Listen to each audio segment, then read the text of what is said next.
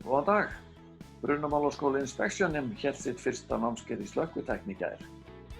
Þetta var fjarkennslunámskeið og notað Zoom-kerfið. Þátttakendur voru 14 frá 2 slökkviliðum. Á þessu námskeiði, sem var 3 kennslustundir, var farið yfir eiginleika vatnsins til þess að slökkva eld. Það var farið yfir vatnsmagn sem þarf til að slökkva elda. Einnig fórum við yfir öryggi slökkviliðsmanna þegar þeir fara inn í rými, innganga inn í rými sem eldur er. Val á slöngu og stút, það farið yfir ýmsar gerðir af stútum og eiginleika þeirra og hvernig þeir nýtast til þess að slökkvistarfið gangi sem best. Og slökkvitækni, 4 aðferðir.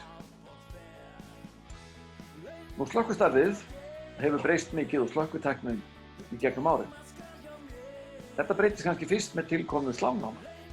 Eftir að menn hættu að þurfa að skvetta á elda með skjólum og fötum og fóru að nota slöngur og dælur, þá varð öryggi slökkviliðsmanna meira og árangur í slökkvistarfið var miklu meiri.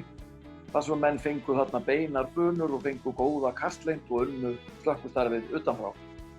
Með betri hlífðarfatnaði og öndunarbúnaði, þá fara menn inn í rýmin. Menn fara að slökkva mikið nær, komast inn í rýmin til að slökkva. Og síðan síðustu árin þá hefur hugmyndafræðinni sem er gaskælinguna þegar menn eru að kæla reykinn.